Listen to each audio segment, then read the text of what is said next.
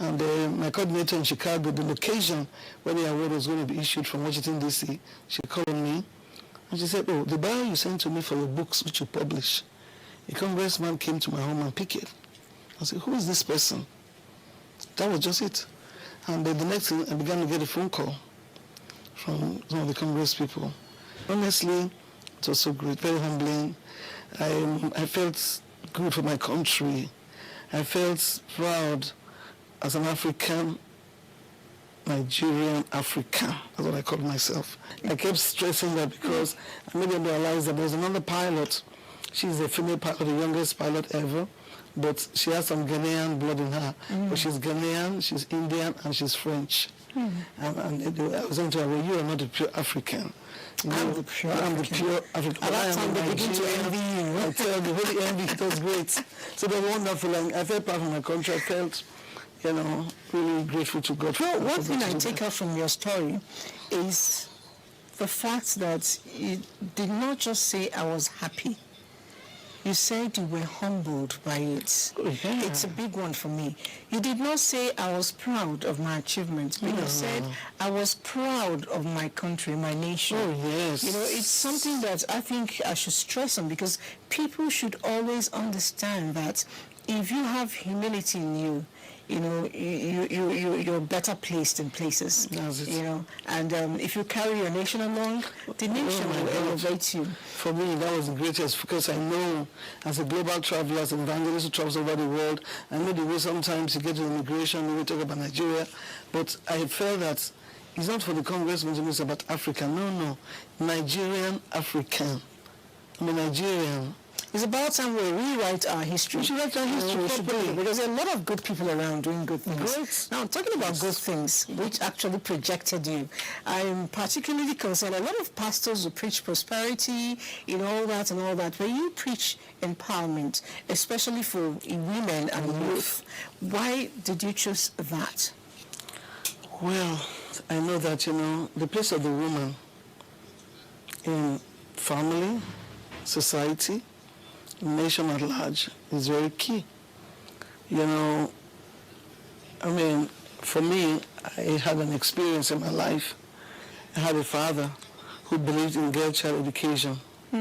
My father had, my mother has 10 of us, 9 ladies and 1 man. And my dad had a lot of backlash from his family over the years. That you don't train these girls because they're going to get married. Their names will change. Well, typical way the African man would think in those days. They're going to get married and that's going to be. But my father was different. He used to be a police commissioner. He made sure every daughter. I see where the strength comes from. Okay. My father made sure you got the best in education before you talk about marriage. He won't let you. He didn't want any man to put us down. And so that brought my life a lot, that strength. And then marrying a husband who was also very much in the business of pushing the wife ahead. My husband was wonderful in that area. We go to a program and then knowing that we have gender, chauvinistic challenge even in the kingdom work. Not everybody accepts women to preach or to teach. He would go to a program and we're going to teach together. My husband would pick him up the phone and say something like, there's this man of God here, it's so wonderful. This man of God is going to talk to you today and just bless your life. Put your hands together for Mrs. Me. Everybody would say, what's that? I tell you. Mrs. Me? Yes. I'm hearing that for the first time. Okay. So my husband would just describe me as Mrs. Me. Great. So I picked up and, for me, that was something, and I began to look at the area of the gender of the woman, and my heart was stirred.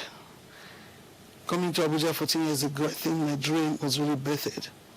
I had a burden for women. In my widows program, I saw so many indigenous and vulnerable widows in this part of the country. So I went to the area councils and pulled them out. Some were HIV, challenged. Some were under this insurgency, and them and the youths, it was so serious. And I decided to do grassroots because that's where the challenge really is. And I thank God, my heart was just passionate, knowing that when you step the woman up, the family is taken over. Today we have widows who used to have regular, white-collar jobs, but now 3, 4, 5 children of the widows in a home will learn 5 skills. And I like to use the palaces of the chiefs because to cut down on cost of renting places and the continuity of the program, because we need to maintain, see what they are doing, how they are going. Because that's one area we used to be challenging in our country. We like to set up something, but we don't do a follow-up. Yes. So I don't like to do that. I want to follow it up very well. So we meet monthly in the palaces, and 500, 600 widows, 1,000 will gather. Is that what gave birth to your WIN program? That's Women in the New Nigeria? Yes. Okay. So that's what it is, because it's interfaith. It's non-church, it's non-online, non-political, it's just non-profit. And so it's just about empowering the women grassroots. So we start with the empowerment of the change of mindsets. Your mind must change. That's the empowerment. Very important. So if your mindset has not changed, you can't empower anybody. But when you kill somebody spiritually, it's difficult to actually, yes. So my empowerment program is 3 in 1. Start off with your mind change. And when the mind changes, it's like, okay, I can do something. And the second one is, okay, what skill are you qualified to be able to learn? Based on educational qualification, we have 25 skills. And so they look at it, and then they pick a few. And then after they will think of how do we get the finance. So I started with something that you can afford, something not too much, get the money out and we'll just try. And I thank God because when they turn it over, it's great. Put them together as cooperatives, little groups. Now, I know that Edo State is not just Edo State actually, but when we talk about young girls, moving out to go do some businesses, it always falls back to Edo. What has your ministry done to, reorientate this young people? Yes, that's great. For a long time, I dealt with anti-prostitution and sex trade issues for over 25 years. And I tell you, God has been great. I began that program by really getting to the mothers, because I had to look at the source of this whole challenge. Origin. And through my teaching, as a community-based assignment out of church, it's not just on the pulpit, you have to affect the community. So I began to gather the mothers. And in the meetings, it was a very lovingly approach. I have to gather them a lot and then make them realize that this is bad, this is evil. Show them the scriptures, this is not right. You can't be proud that build a house with your child's blood. What are you doing? Pretty girl, why you do that to her? And I thank God for the response, because we came out with a campaign, no more prostitution in Edo State. Very powerful campaign. We had to go all full length to make sure that even those who are in the business of, they stand to do whatever. And that year, I had an opportunity to go out to Netherlands, and I went to Rome too, and I went to the embassy, Nigerian embassy there. I met the ambassador and we worked together. My other member, and we went to, some of the camping areas where our women are staying. I see them on the street around that 10, 11, 12 at night. Young, beautiful ladies. Why become whatever as a stooge in the hands of these Italian men, for God's sake? And I tell you, God did a lot. Out of loving them, their mothers gave us some information, able to track some of them. Through the teachings, many people found their way back for a better life, and God opened their eyes. I can assure you, it's not for those states really, to be fair. It's not as bad as it used to be. In those days it was worse, but I can assure you that things are better than what it used to be. We definitely need the media, and we must give kudos to the likes of you who are making efforts to ensure that it's completely. And we don't stop there. It's not enough to just tell somebody, well, this path is wrong. What's the alternative? So we also provide the alternative, and for me, empowerment is also the answer. I tell the girls, you can do so much for your life, and I thank God they now appreciate that, rather than living that kind of life. It's great. All right. I know Tabitha is a particular word in the Bible that means something. And I am not a preacher, even though I understand the gospel. So I want to know, what's the link between Tabitha and the foundation you set up for widow, and why? Yes, in the scriptures, that woman, she was in that kind of a lifeline, but she was not looking out for handouts. She was not like out there blaming everybody for her situation. But she knew that her hand was a workshop. I tell the widows here, I say, you want to be a Tabitha, somebody that would not be underrated, not be vulnerable. Running around where they say, oh, widows, going around crying, accusing in-laws, accusing everybody for your lot. It's not going to be so. You're not going to be just receiving handouts, everybody throw handouts, and you can be a blessing. I said, Tabitha was a blessing to the extent that she made clothes for people, she supported society, and when she died, She had to be risen from the dead. Because people came and said, look at what she did for us. Look at what she did for us. I said, you can be that Tabitha. From there I got the name. And I told them, a widow that is upstanding. And I thank God for my life, because I don't tell them I am a widow. No, I don't accept that. I tell them it's a long time. When I gather them together and we begin our meetings, there are thousands of widows in the north that I relate with. And I tell them, don't blame nobody for your life. Don't blame nobody for not going good. Stop accusing in-laws and family that they didn't live up to expectation. Let's look unto God. Somebody, one of them in particular, Sabi, she used to have a situation of just 30,000 naira a month. But she trained her 2-3 children because of the monthly follow-up. We train every month too.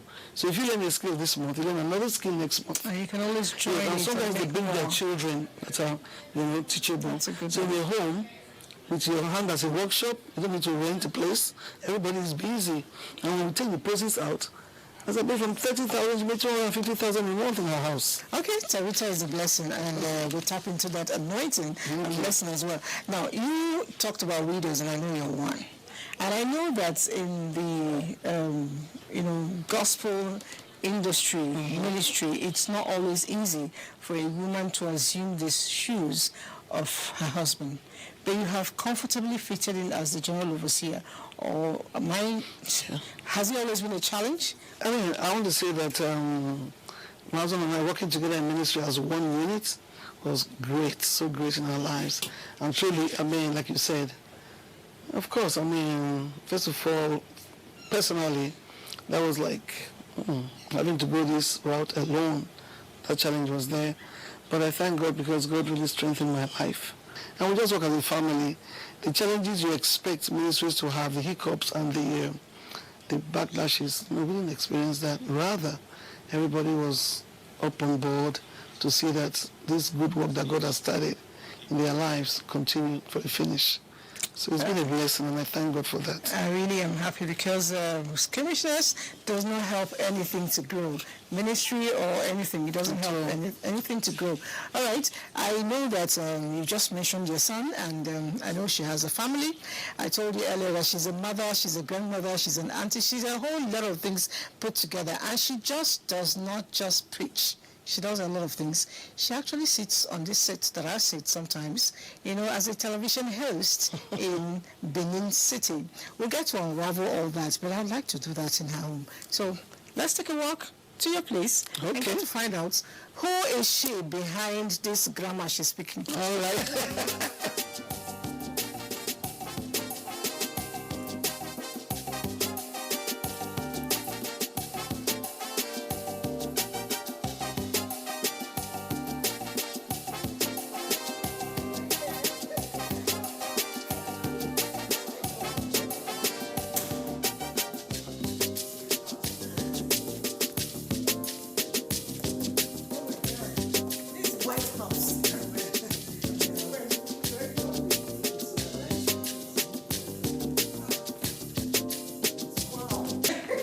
Beautiful family that God has given to me. Okay. And, this is the bishop right here. Okay, that's the bishop. You recognize me there, yes, okay. This is Bishop, first son here. I'm the bishop of the church today.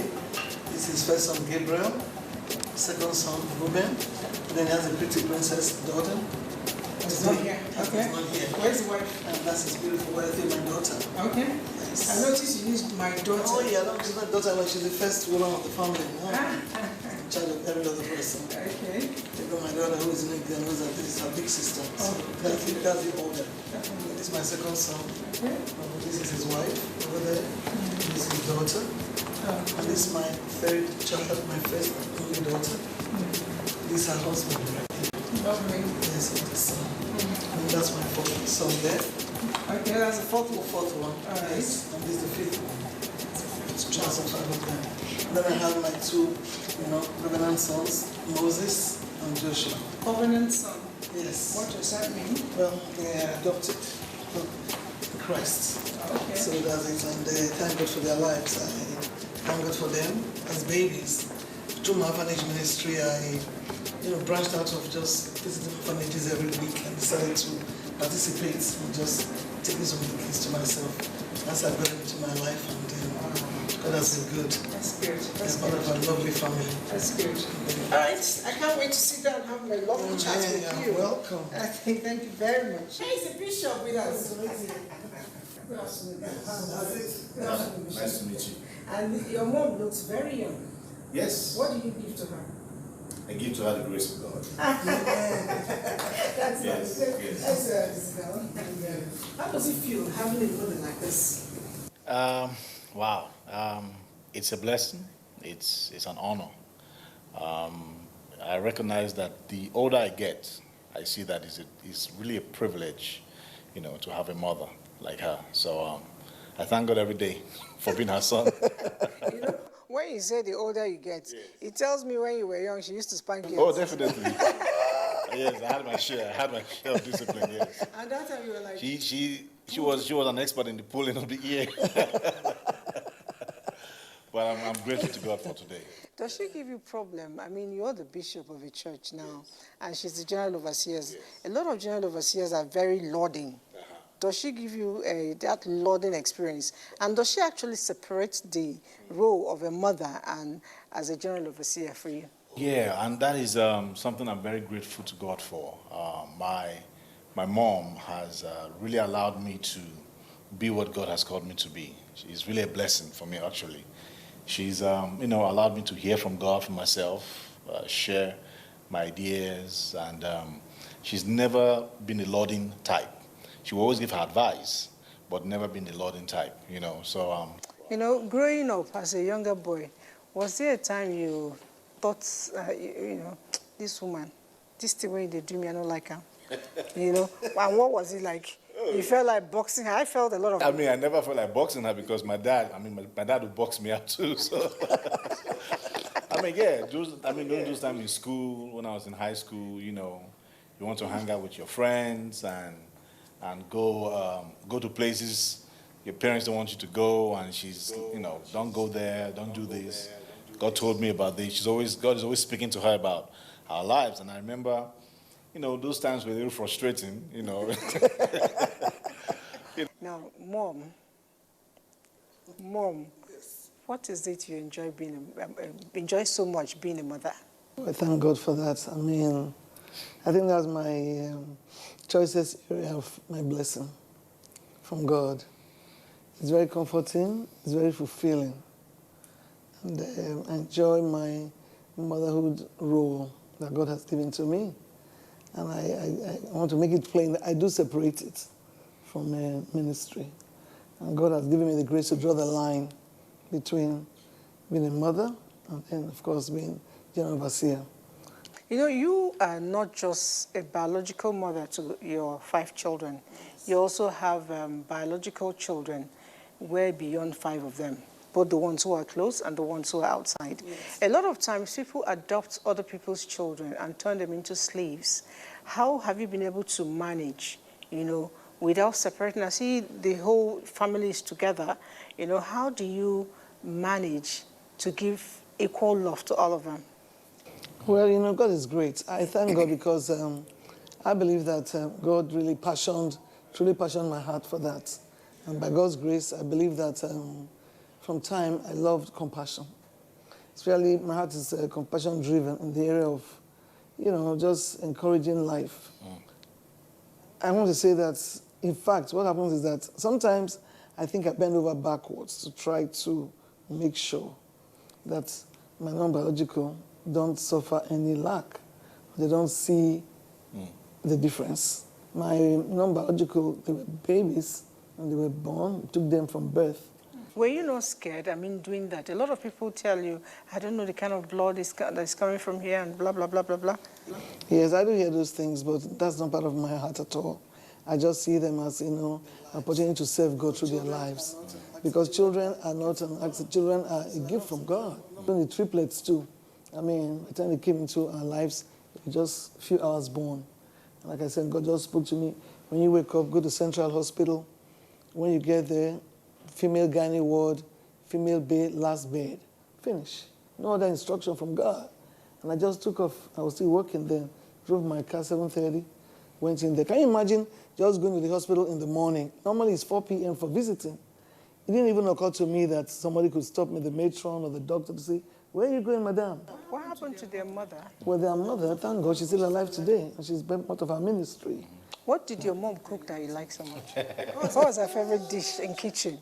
She used to do yam porridge. Yam porridge. Yes, I remember yam porridge very well. Come back from school, it's amazing. I haven't eaten yam porridge now in a long time. I guess, through marriage and everything, but she used to do a lot of, make yam porridge and, I used to like yam porridge very well. All right. It's amazing. I actually remember that. Yes, yam porridge. Okay. I can actually see that you're actually perceiving the aroma. Yes. You have to go and do this for him one more time. All right, now, what do you think, as a woman, is the greatest challenge for women, in moving forward? The fear of the future. They have financial fear, insecurity, because of financial challenges. And that is why, as much as possible, the whole mindset of empowerment, telling them that you can make it, renew your mind. That's the first stage of empowerment. I tell them money is the least. Let's start with the fact that you can succeed. You actually moved around. I see you in your German costume.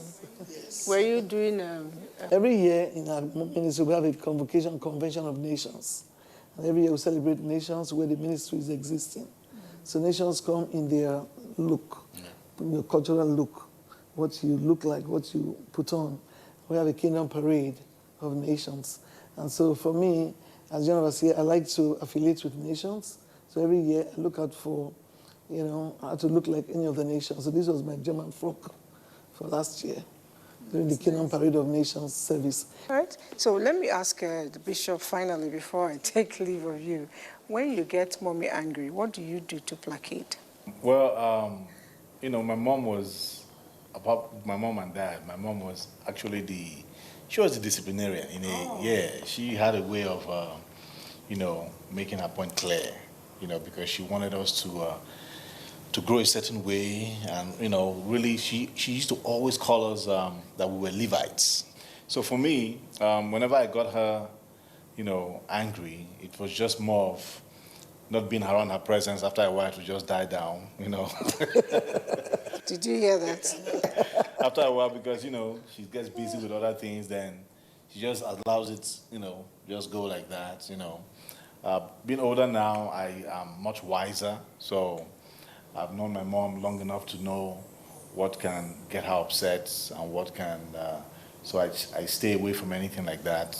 And but generally, she's just someone that hardly gets, it must take a lot for her to get to that point. But don't take it for granted, because I can assure you, she has a police background. Yeah, definitely. And if you look for trouble, it's part of the fact that you're the big boy and the bishop. She will put you here and pan, I've had my share, yes. I've had my share. All right. I'd like to say see you again some other time, but I don't know. I'll come to Benin and see you. But for you, bye.